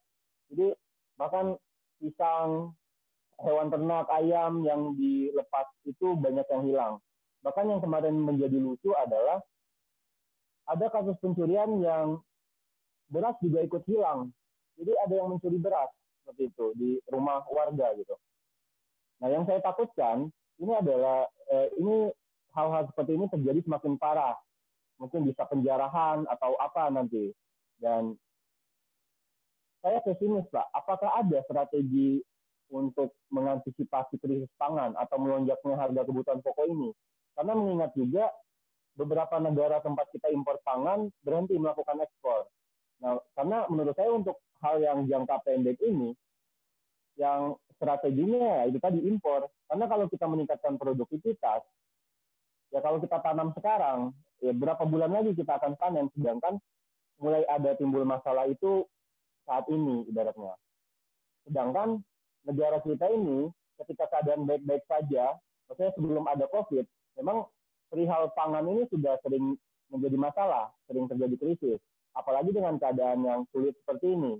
Nah, kira-kira adakah pandangan, apakah ada kira-kira untuk jangka pendek ini yang bisa dilakukan untuk mengantisipasi krisis pangan atau melonjaknya harga kebutuhan pokok, Pak? Mungkin itu saja. Terima kasih. Mas Aldino di Sumatera Utara ya? Sumatera Selatan, Pak. Oh, sorry, Sumatera Selatan, sorry. Kota Di mana? Dalam dan Kabupaten Lahat. Kabupaten Lahat, oke. Lahat. Baik. Mas Aldino ini adalah salah satu warga di Kabupaten Lahat, Sumatera Selatan. Ya. Ya. Baik, saya persilakan kepada Mbak Rohani, ini kakak kelas saya nih, luar biasa nih. Salam hormat.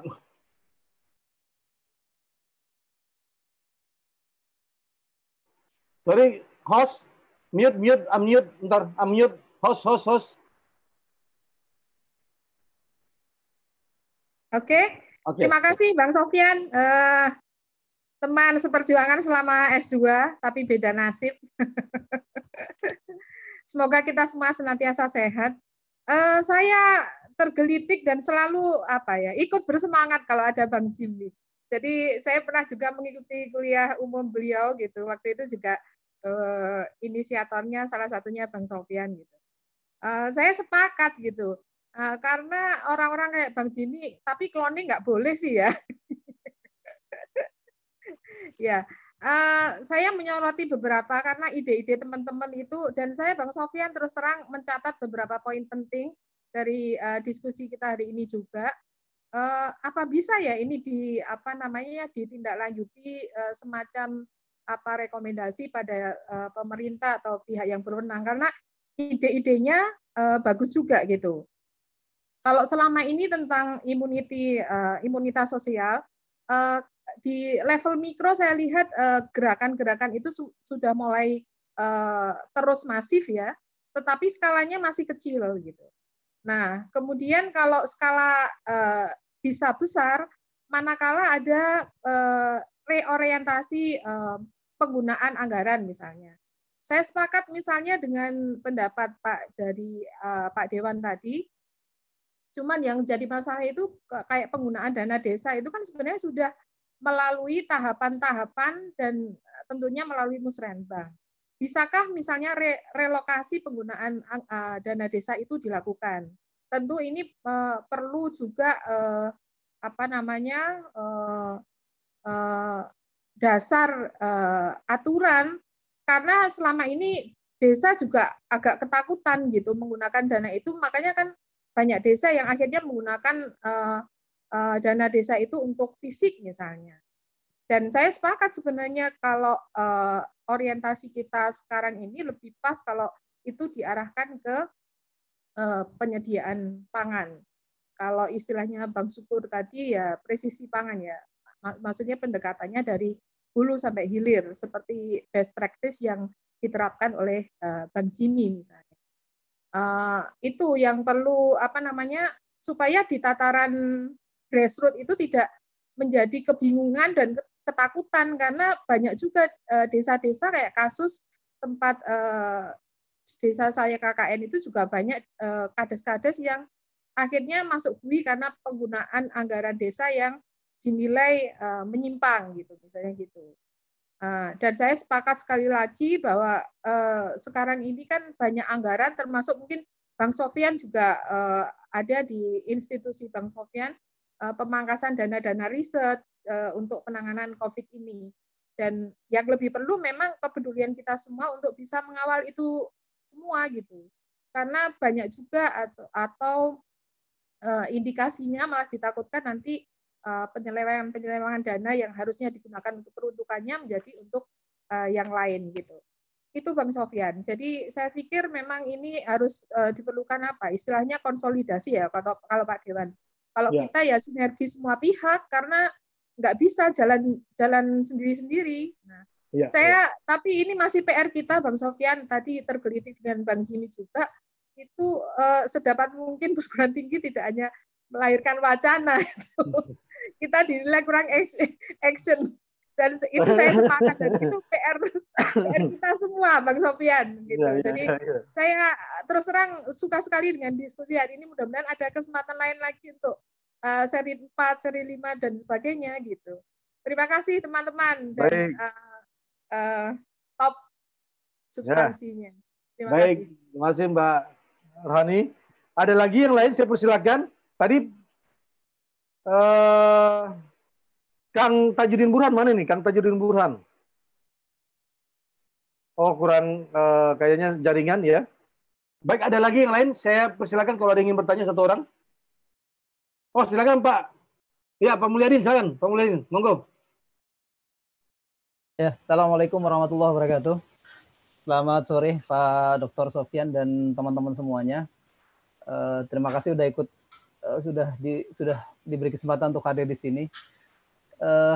Saya tertarik dengan dua isu tadi. Pertama terkait dengan replik untuk bagaimana menularkan pribadi seperti Pak Jimmy Hantu, dan yang kedua yang tadi juga disampaikan oleh Bu Rohani tentang peran perguruan tinggi. Dan terakhir saya ingat tadi dari Pak Syukur tentang pertanian presisi. Kebetulan saya ini ada di yayasan yang mendampingi beberapa koperasi. Koperasinya masuk ke desa-desa dan saat ini memang agak kesulitan masuk ke desa karena semua di blokade. Kepala desa nggak mengizinkan kita masuk dan menuduh kita sebagai rentenir, padahal selama ini kita luar biasa membantu warganya. Nah, oleh karena itu kita harus cari pendekatan lain yang bisa lebih terasa manfaatnya, bukan hanya memberikan kredit bagi warga desa. Nah, kelemahan saya juga tadi itu seperti yang disampaikan oleh Pak Syukur, bahwa kita tidak punya big data tentang potensi desa. Padahal kami masuk di 6 kabupaten di Pantura, di Jawa Barat 3 dan di Jawa Tengah 3, belum termasuk yang di daerah pertaniannya. Dengan total yang kita layani tidak kurang dari 100 ribuan keluarga. Tapi kita nggak punya data detail tentang apa potensi masing-masing desa itu, sehingga kami bisa bergerak lebih optimal untuk warga desa, bukan hanya memberikan fasilitas keuangan untuk produksi mereka atau bisnis mereka. Oleh karena itu, pada kesempatan ini juga barangkali ke Pak Sofyan Sap, ke Pak Jimmy dan ke teman-teman yang lainnya, jika memerlukan riset station desa-desa dampingan, kami siap sedia untuk bekerja sama karena komunitasnya relatif sudah ada. Tinggal lagi kami punya kelemahan untuk bisa melanjutkan kerja-kerja ini karena keterbatasan kami. Apalagi kalau bisa dibantu oleh orang-orang seperti Gus Jimmy, sehingga warga kami menjadi lebih produktif dan lebih inovatif dan kuat ekonomi rumah tangga mereka, dan juga kuat sebagai komunitas, sehingga kalau ada situasi krisis seperti ini, mereka punya daya tahan pangan, punya daya tahan keuangan, dan pada akhirnya juga punya daya tahan sosial, sebagaimana jadi tema diskusi kita sekarang. Terima kasih, demikian Dr. Sap atas kesempatannya. Sorry, terima kasih Pak Mulyadin. Ini Pak Mulyadin aktivis pramu. Beliau ini pegiat yang luar biasa, saya kira, mendampingi desa-desa yang dari kalangan miskin, kemudian melahirkan satu inovasi-inovasi pendekatan tentang pengorganisasian ekonomi umat. Baik, 3 penanya saya kira sudah mengingatkan kita dan memberikan respon terkait dengan tema kita kali ini. Sebelum saya memberikan kepada 2 narasumber kita, saya kira memang yang perlu kita catat dengan baik adalah yang pertama, data menjadi penting ya. Tadi beberapa narasumber juga beberapa penanya ya menyatakan bahwa data menjadi penting. Kita menjadi satu problematik masalah data ini. Saya akibat karena ingin meyakini betul nggak data kita benar ini yang dipakai, karena kenapa target pembangunan selalu loss. Saya kemudian melakukan riset, ya. Saya melakukan riset, kemudian nampaknya data yang sering digunakan yaitu potensi desa memiliki validasi hanya 47,13% tingkat kebenarannya. Jadi ada sekitar 53% keakurasiannya dipertanyakan. Ini problem, dan memang benar kata teman-teman bahwa data menjadi hal yang kemudian penting untuk kemudian kita kritisi secara baik dan cermat. Kedua, ya, memang orang untuk berbuat seperti Gus Jimmy dan upaya untuk melakukan konsolidasi sesuatu upaya yang kemudian gampang dilihat atau diungkapkan, tetapi susah untuk kemudian diperbuat.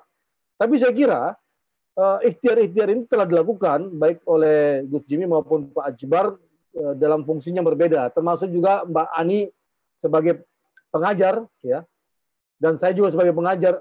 Untuk diminta seperti action seperti Gus Jimmy nggak bisa lah, kita nggak kuat, ya. Sehingga berbagi peran, saya kira. untuk itu penting untuk sinergitas, saya kira. Sinergitas memainkan peranan penting dalam rangka untuk mendorong bagaimana kerja-kerja kolektif itu menjadi utama. Jadi kerja-kerja kolektif, apa yang dilakukan oleh Gus Jimmy, itu yang kemudian kita suarakan di perguruan tinggi, kemudian ditangkap, direspon oleh Pak Ajbar sebagai seorang perwakilan daerah untuk merespon di tingkat bawah.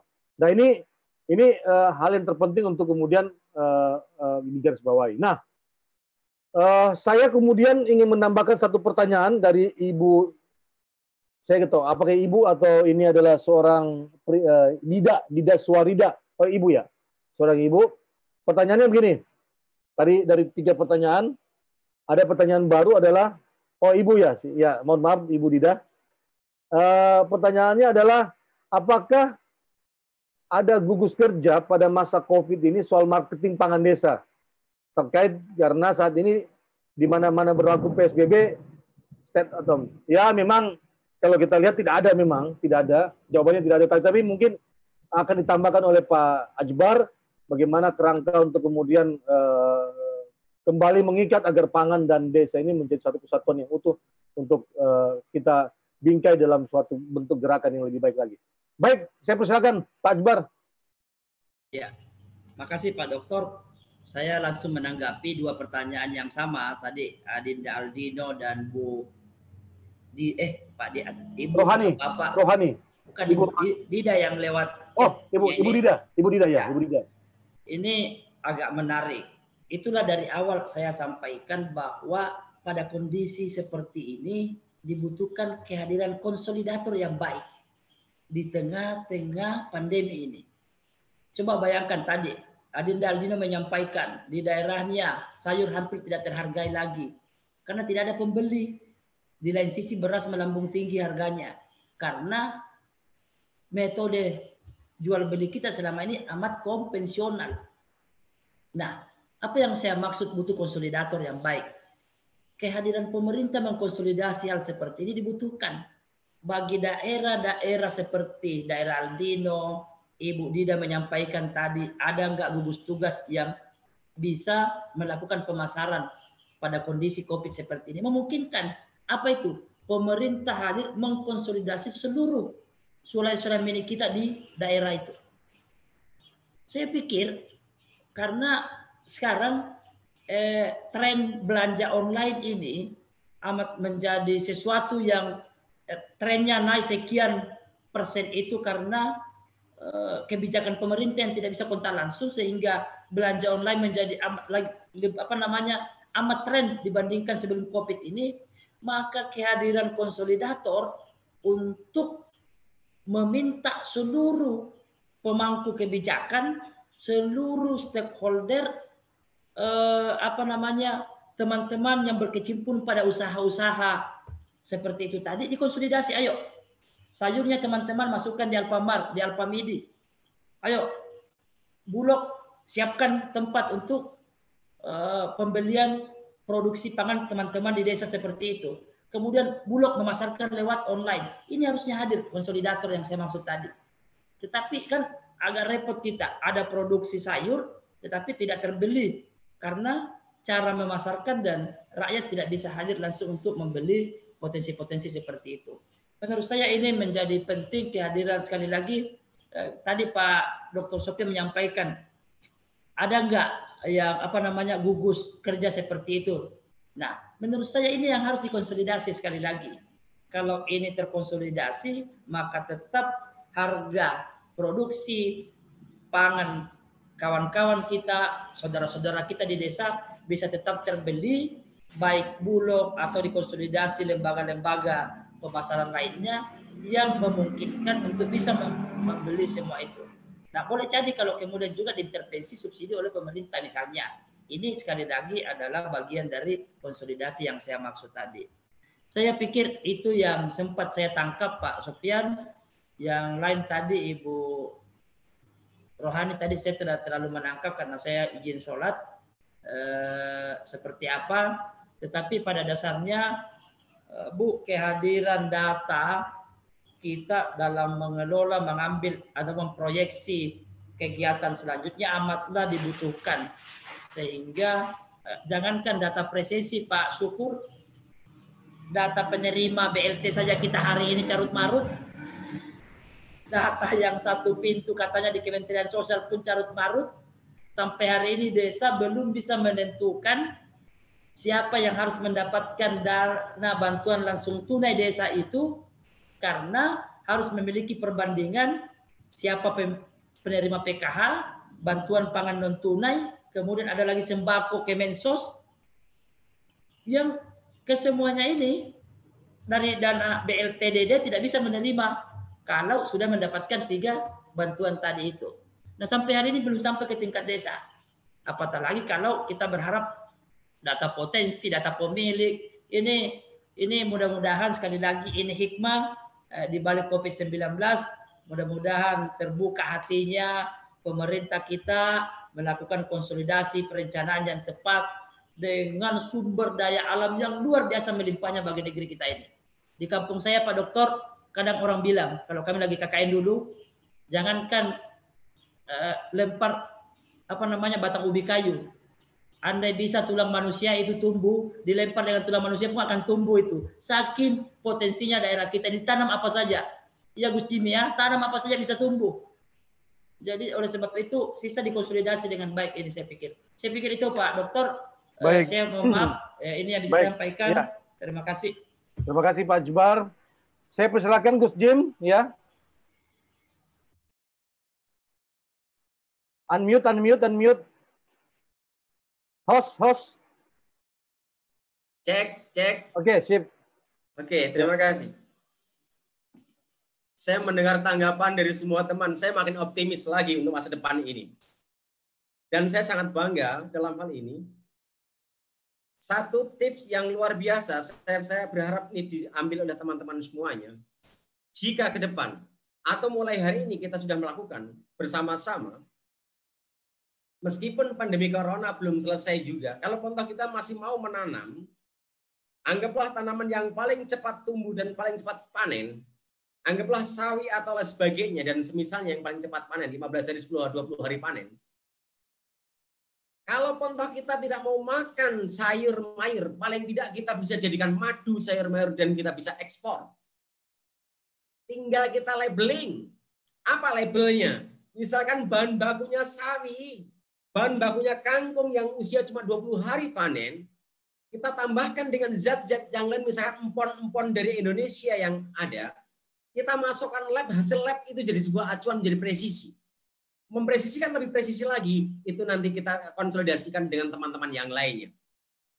Kalau kita nggak bisa ekspor sawi, kenapa kita nggak ekspor yang mana madunya sawi?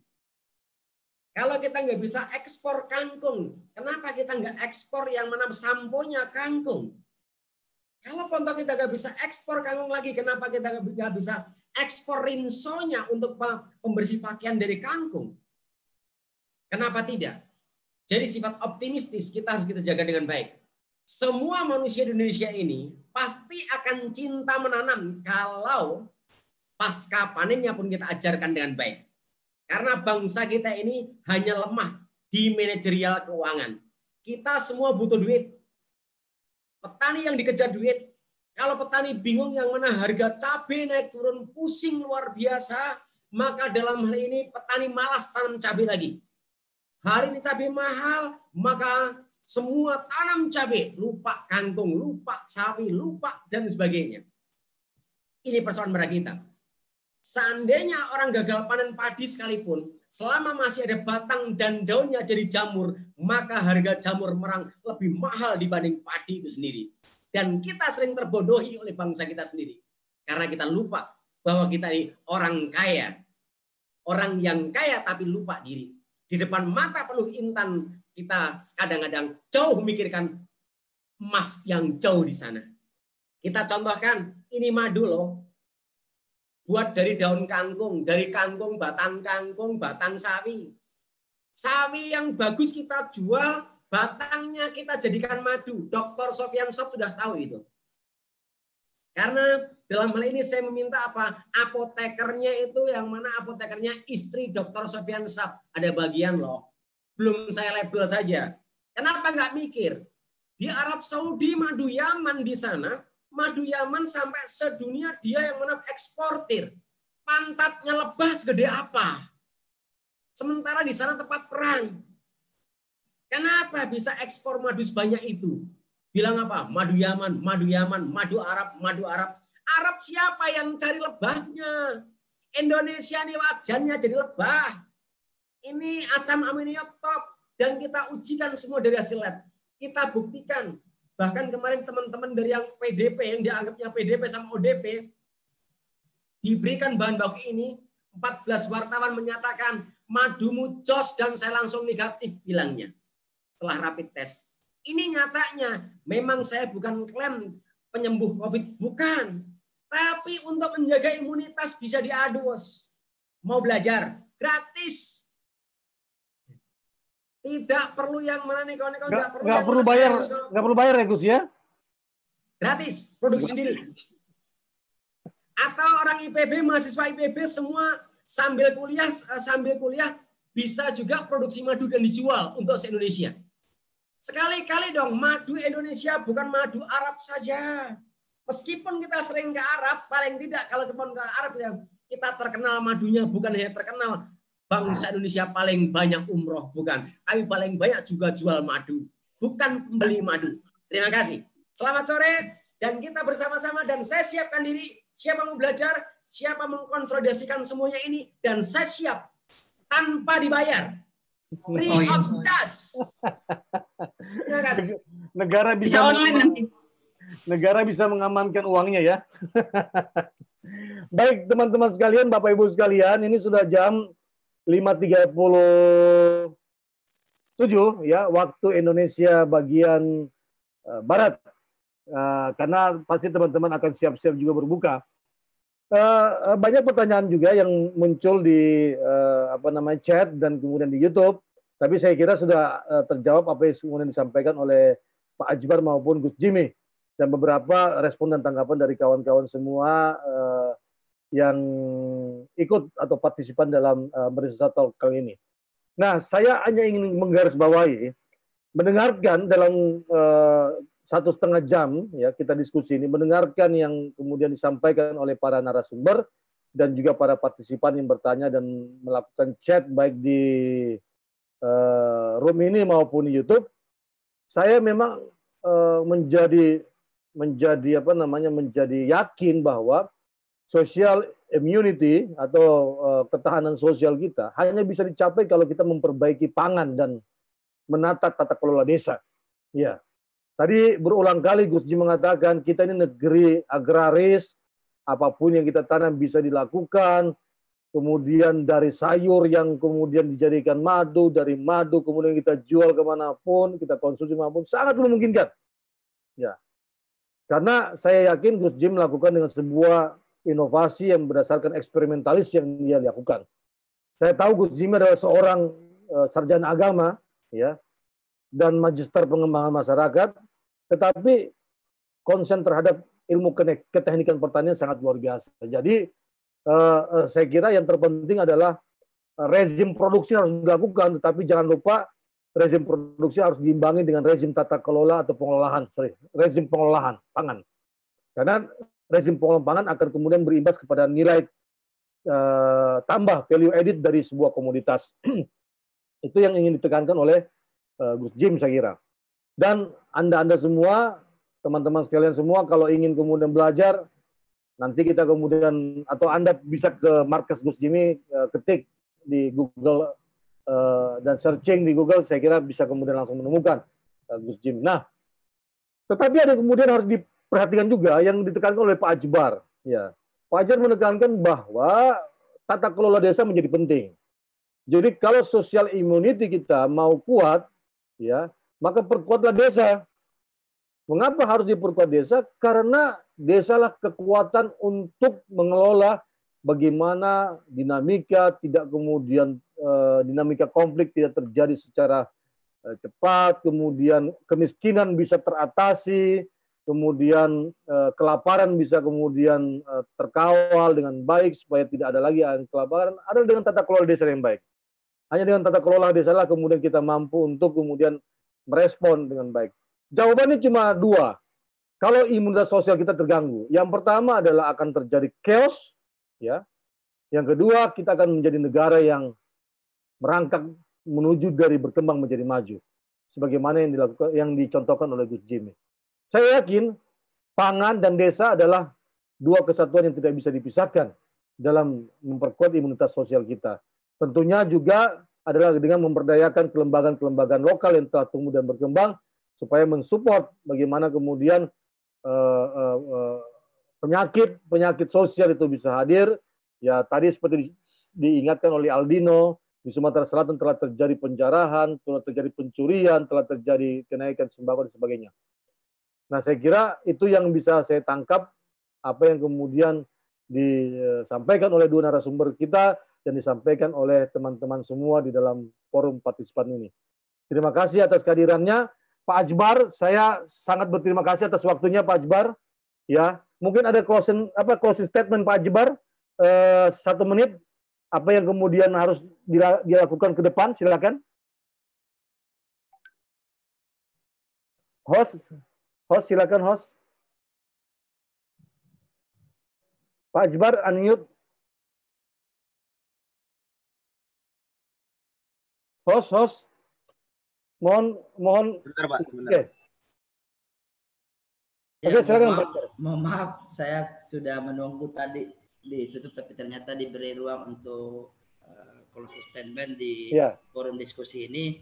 Terima kasih Pak Dr. Gus Jimmy, terima kasih teman-teman semua yang berkenan.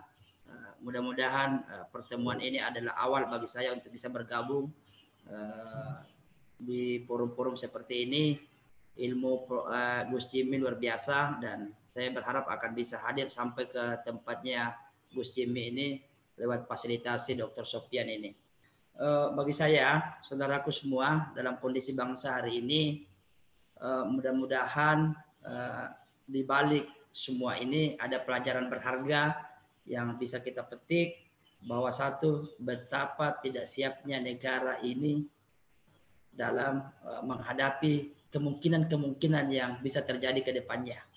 Oleh sebab itu, dengan ujian ini, musibah ini, mudah-mudahan ini awal konsolidasi secara serius negara kita guna menghadapi tantangan-tantangan yang boleh jadi akan lebih besar daripada yang kita hadapi hari ini. Oleh sebab itu, bagi saya, dengan seluruh potensi yang ada di Republik kita ini, yang dibutuhkan sekali lagi bagi saya adalah kehadiran tokoh konsolidator untuk bisa secara serius melakukan konsolidasi ke seluruh stakeholder, ke seluruh titik potensi yang kita miliki. Kampus kita manfaatkan betul-betul menjadi ruang untuk mendapatkan informasi, gagasan, ide untuk memajukan daerah ini. Teman-teman pengusaha kita manfaatkan, kita konsolidasi dengan baik, terlibat langsung dalam proses hulu hilirnya seluruh kegiatan masyarakat kita baik di desa maupun di perkotaan.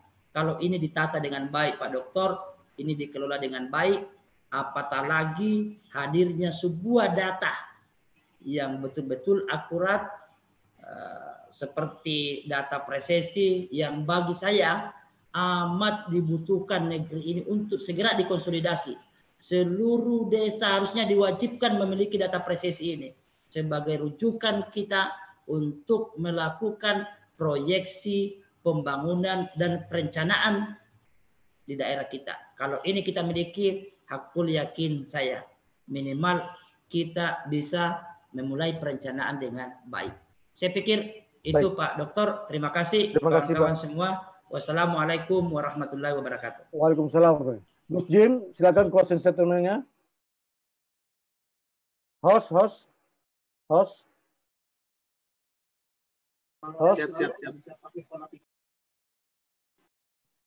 Oke, terima kasih. Satu pesan pada teman-teman semuanya.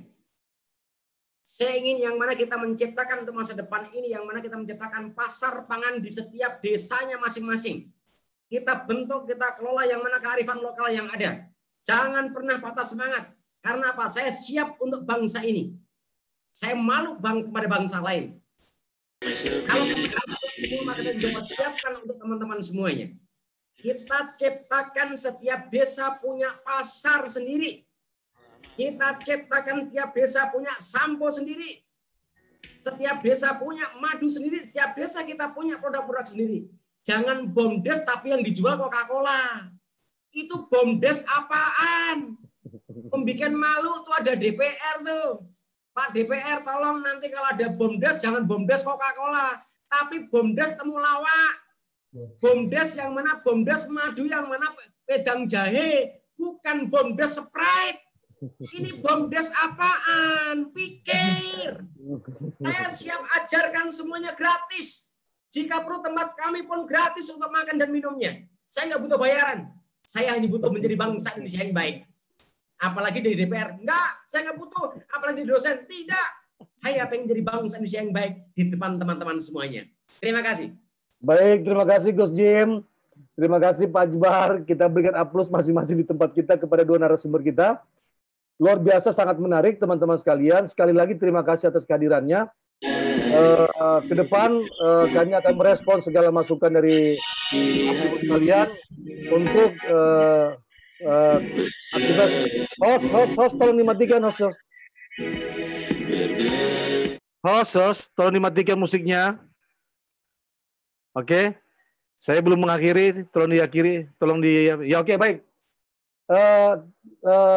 Intinya adalah imunitas sosial itu kalau kita ingin bertahan, ya, tidak terpapar, ibaratnya seperti COVID, ya, 19 membuat terpapar kepada manusia yang tidak memiliki imun kuat, hanya dua cara oleh bangsa ini, yaitu perbaiki pangannya dan tata kelolanya desanya harus diperbaiki pula. Dua hal ini saya kira menjadi urgent dan penting dan mendesak, ya.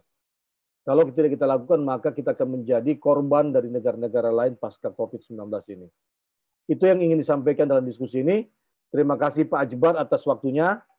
Terima kasih Gus Jimmy atas waktunya. Dan terima kasih kepada semuanya yang aktif semenjak kegiatan Merdeka Talk Series 3 ini. Insya Allah Merdeka Talk Series 4 akan hadir. Kita tunggu nanti dan teman-teman menunggu informasi yang akan kami sampaikan. Dan terima kasih kepada Petani Indonesia, kemudian kepada Plasma Institute atas kontribusinya, kemudian Forum Wacana, kemudian IPB dan para pegiat Sekolah Peternakan Rakyat. Dari saya terima kasih, mohon maaf atas segala kesalahan selama memimpin moderator. Selamat berbuka bagi teman-teman di daerah Indonesia bagian Barat. Bila taufiq hidayah, Assalamualaikum warahmatullahi wabarakatuh.